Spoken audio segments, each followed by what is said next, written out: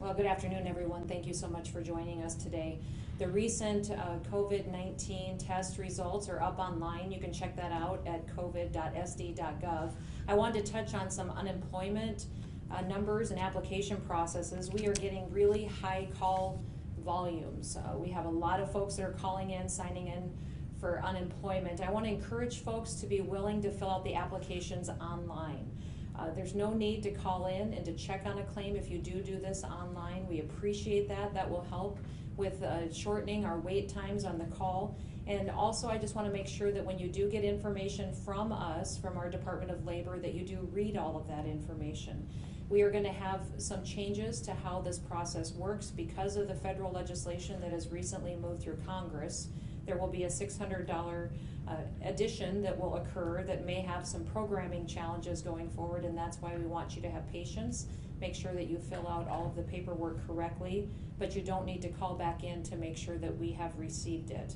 We do have the ability to go in and to backdate some of the claims, so don't be concerned about missing a deadline. Where it's appropriate, we will be willing to do that and go out and backdate those claims to make sure that you do qualify. And remember to get on covid.sd.gov and get all of this information. We have recently updated that website. It's now a platform that should be easy for you to manage and to navigate. This has always been organized and constructed and worked by the Department of Health, although we have many agencies that are now participating to put information on this website. So it is the Department of Labor information is under the Reemployment Resources tab. If you look at the Reemployment Resources tab is where you'll find all the information for how to apply for that unemployment provision that you may be needing for your family. It is the exact same website it has always been, covid.sd.gov, and on there you'll find information for public health, for education, for childcare, business support, reemployment resources, and volunteer resources. So make sure you access that, get all the information that you need going forward. I wanted to touch on the role of government in a crisis situation. In this country and in our state, we have a government that is run by, for, and of the people. And the people have established national and state constitutions that place specific limits on the role of government in our lives. Those limits prevent us from taking draconian measures, much like the Chinese government has done and what we have seen. There also is some limits that keep us from taking some of the actions we've seen European governments take that limit citizens' rights. Our Constitution ensures the citizen's right is protected. I agree with the role of the government as set forth in our state and in our national Constitution. I took an oath to uphold these constitutions. My role in respect to public safety is something that I take very seriously. The people themselves are primarily responsible for their safety. They are the ones that are entrusted with expansive freedoms. They're free to exercise their rights to work, to worship, and to play, or to even stay home, or to conduct social distancing. Since the middle of February, I've been very clear that people need to take personal responsibility for their health and the well-being of their families. They should be practicing good hygiene. They should be washing their hands, practicing social distancing to make sure that we are stopping the spread of this virus in our state. Other than a select few, the work that the people of South Dakota have been doing has been tremendous and has been incredibly effective. We have been able to bend the curve a great deal. We have been able to make sure that we're keeping our hospital capacity at a manageable level, and we are continuing to push our peak day farther and farther out into the future. We have to remember that our objective here is not to stop the spread of this virus in the state of South Dakota. The science tells us that that is not possible. We cannot stop it. What we're trying to do is to slow the spread. We're trying to flatten the curve, and we're trying to make sure that our people and that our healthcare system are not overwhelmed. South Dakota is not New York City, and our sense of personal responsibility, our resiliency, and our already sparse population density put us in a great position to manage the spread of this virus without needing to resort to some of the measures that we've seen in some of these major cities, coastal cities, and in other countries. My team has put in some thoughtful, strategic, some guided measures by using science and facts and data to what is happening right here on the ground in South Dakota. The calls to apply for a one-size-fits-all approach to this problem in South Dakota is herd mentality. It's not leadership. My responsibility is to respect the rights of people and the people who elected me, to manage our state operations in a way that reflects the realities of what we have here on the ground in our state. On the foundation of my principles, common sense conservative values, and the principles that we hold dear in America, the facts, the science, and the data will guide our decision making here in South Dakota. So I want to thank everybody for what they've been doing so far.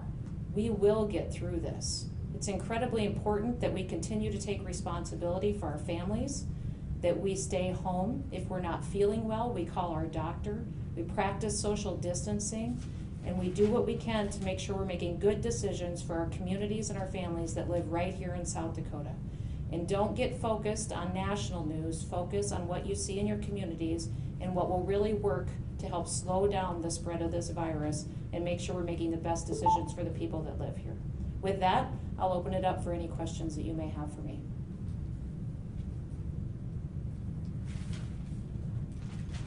Governor, last week you put out a call for volunteers. How has that call gone? It's been fantastic. We've had hundreds and hundreds of people get on and register to volunteer to help individuals. We specifically asked for anybody who had any medical experience, so doctors, retired nurses, EMTs, folks that had some training would be incredibly helpful as we go towards that day that could be our peak infection rate into the future.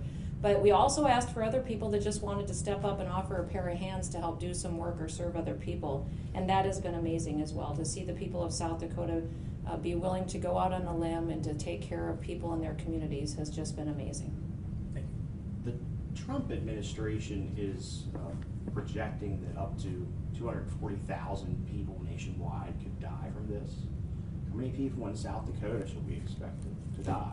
You know, we have modeling that we've looked at. There's several different modeling forecasts that we've spent hours and hours evaluating. And I think what's important for people to realize is as we predict the impact on our state, there's all different kinds of factors that need to go into that process. We take the information of what we know about this virus, how far it will spread, what impacts it, what the infection rates might be in each community.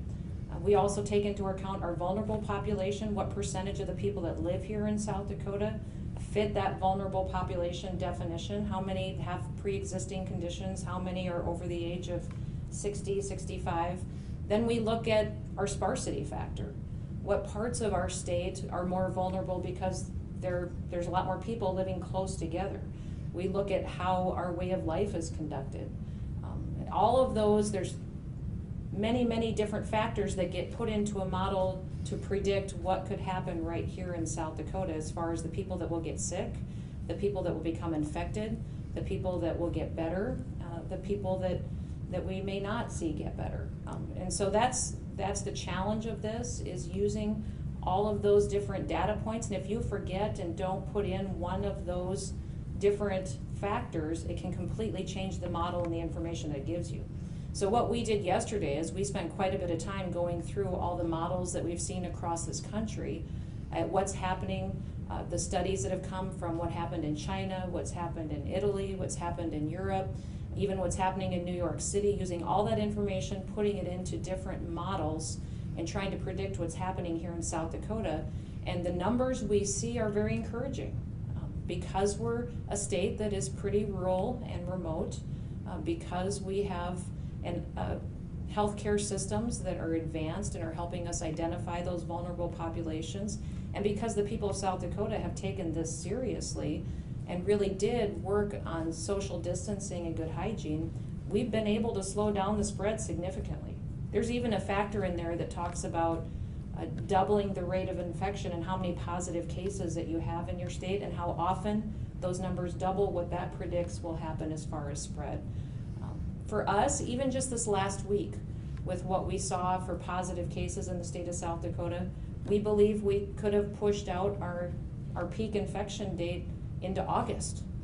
So that's the reality, is that we're not stopping the virus, but we are slowing it down.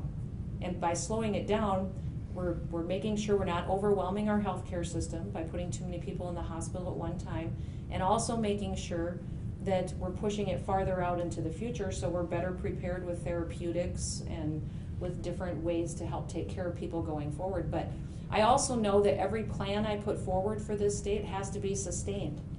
That now that we're looking at a peak infection date, possibly into July and August, I ask everybody out there to consider the lifestyle they're living today. Can you do that until July and August? And what you're asking me to do, if I were to do that, could you live that way till July or August? And then once we send everybody back out to school and living their lives normally, we will hit another patch where we could potentially see increased infections, because we've now just released everybody out into their communities again to get potentially exposed to the virus again. So, this is why it's so important to take the emotion out of it. So important not to turn on the news and look at New York City and think that that's what Lemon, South Dakota is going to face in a month. It's just absolutely not true. So we have to use what's happening here in South Dakota to make our decisions, look at our demographics, look at the facts that we have, use the science of the virus and what we're learning about it every single day to make the best decisions for our state and focus on our state and how we can take care of our families. But so you don't have a specific range yet in terms of numbers you expect for? As far as people Yes. that, we have ranges, and I can let Kim speak a little bit to that, although I will tell you that whatever we tell you today could significantly change by tomorrow. And that's the reality of what we're dealing with. But I'll let Kim speak a little bit to it. Sure. So as the governor indicated, we are looking at several different models. The death rate associated with those models range from 0.5% all the way up to 3%. That is key to the number of people that get infected, and there's a range on those numbers as well. And so that's why it's really hard to identify very finitely what we think that number will be. I think we've been very clear that we do expect people to pass away from this disease. That is what the experience is showing us, but we don't have a specific number in mind at this point. Thank you. Governor, this is Trevor Mitchell with the Argus Leader. Yes, hi Trevor. So you talked about how this is a quickly changing situation. A lot of what's happening now can change in the future. If the data points start to say that the thing to do to slow down the spread and flatten the curve is to take measures like are being taken in New York City and some of these cities that you're talking about, are you prepared to do that if that's what the data says needs to be done? I am prepared to make the best decisions for South Dakota. So everybody around me and that has worked with me for years knows that I want as many options as possible, and that I will work hard to make sure we're taking appropriate action at the appropriate time. The quickly changing situation, This is Morgan at the Rapid City Journal. Not that long ago, there was a concern over a lack of testing numbers and a lack of testing equipment in the state. Has that been resolved, and do you believe testing is important to stop the community spread or slow the community spread of COVID in the state? So I think you can see from our website that we've been able to greatly increase our testing capability within the state.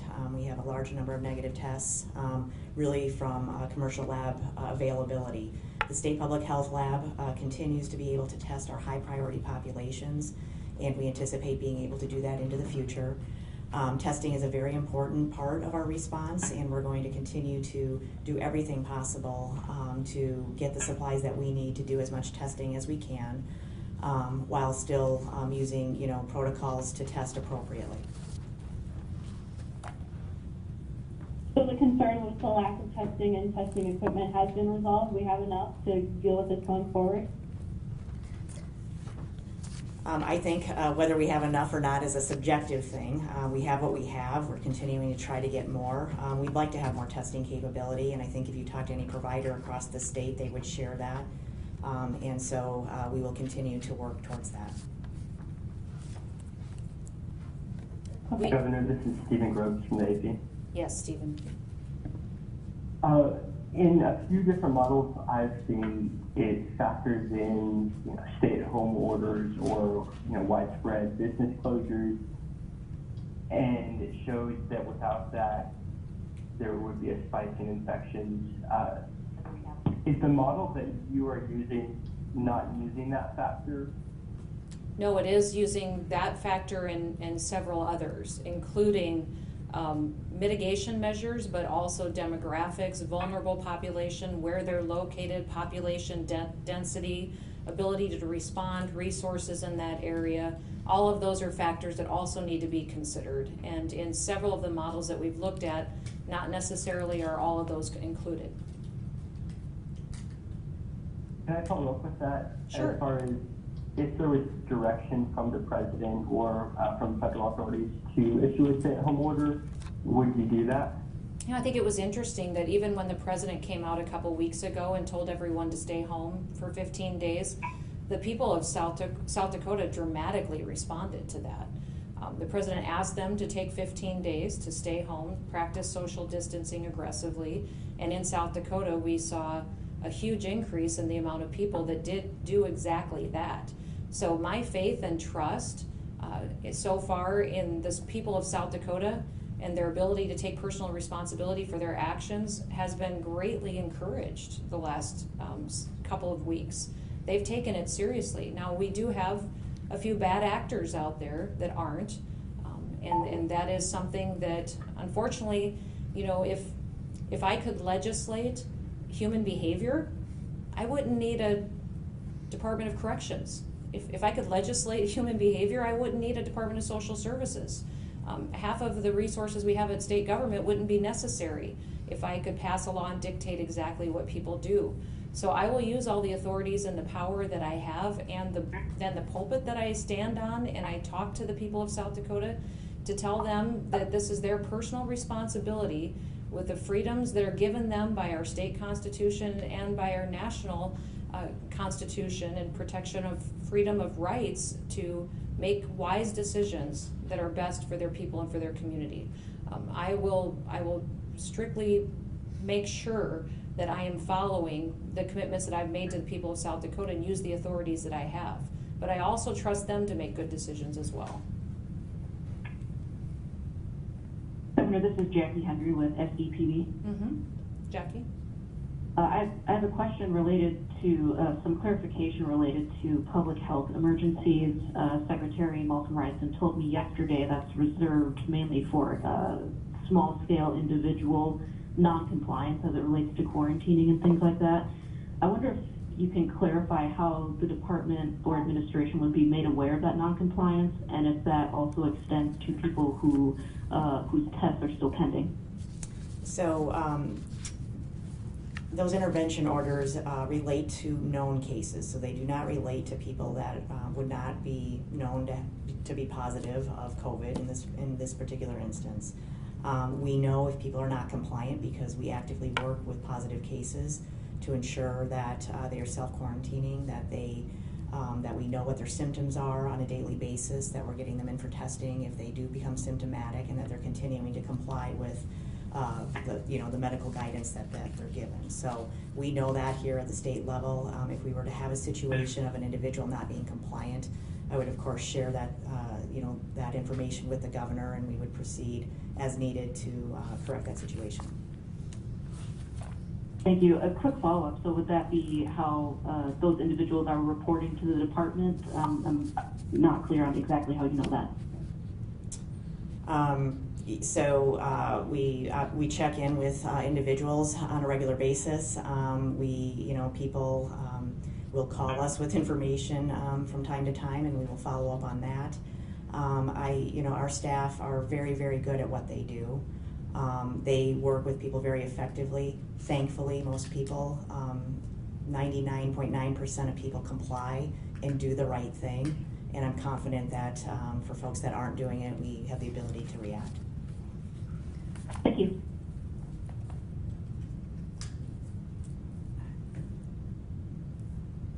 Ma'am, do you have a date as to when the rapid IDs will arrive? And how, do you have a So we don't have additional information on when we'll get the actual rapid ID testing machines. We expect to get those sooner than we will get the testing supplies needed to run those machines on a large scale. So we are still working through the supply chain issues with the testing materials. Can you say anything at all about your projections for peak infections? Again, we're still working through some of the models. The consensus around the number of people that are likely to get infected is 30% of our population. Now keep in mind, 80% of those people will have mild symptoms and will not require care outside of staying at home and not infecting other people. The other group will likely require more medical care. Some people will require hospitalization and on and on. So those are the numbers we're working with right now. Governor, can you talk about a lot of you talked about the things that, rural, being a rural state, a lot of those things. Can you talk about some of the things that you think do put South Dakota in this position where we won't need these things, especially given that a lot of other states, some even directly adjacent to us, have taken some of these stronger measures? Are they overreacting? Are we, or is South Dakota have some different qualifications that make you think we won't need those measures? We started preparing for this virus back in January, opened our Emergency Operations Center in February. We were proactive in telling the people of South Dakota the facts around the spread and what we could expect across the state of South Dakota, and told them to follow the guidelines that CDC had put out and what I issued in my executive order, that social distancing was very important. We wanted them to make sure they weren't gathering in groups of 10 or more, that they were washing their hands regularly, that they were practicing good hygiene, that if they weren't feeling well, to call their doctor. And South Dakotans, by and large, have done that. I think it's been incredibly encouraging to see that, and today we're at a better spot than I think we previously anticipated as far as infection rates throughout the state of South Dakota. So we believe that if we stay the course and make adjustments as necessary, that we will get through this, and we will make sure we're making the best decisions for our families going forward. What other states are doing, I know their governors are making decisions on. That's what I do too. I look at the facts on the ground, the diversity of the communities that I have jurisdiction over, and looking at different infection rates and how the spread is happening and what we can do to help specific communities. So that's all different factors that I know each and every one of us are taking into consideration when we take mitigation efforts. Let's take one more question. Governor, if I could follow up on that. Are you in touch with other governors? We've heard that some may shut their borders or restrict travel in and out, which for some of the border towns would be quite problematic. I wondered if you've heard any more on that. Yeah, I'm talking with other governors constantly. We just an hour ago had a National Governors Association conference call, hearing what all the other governors were doing and what was working, what wasn't working. We've also heard a lot of news reports on some governors that have taken specific actions and now are questioning if they were the best public health policy going forward. So yes, I'm constantly learning, listening, being teachable about the science, about the facts, looking at other areas and decisions that were made, seeing if they would be beneficial to us, helping make our decisions. That is something I'm constantly doing, but also talking with medical professionals, local leaders. One of the toolkits that we're putting on the covid.sd.gov website is a toolkit that will be available for local leaders as well, that they can go through and helping them make their decisions. This is all something that we're in partnership on, that we can work together on and make sure we're unified to protect the people in our state.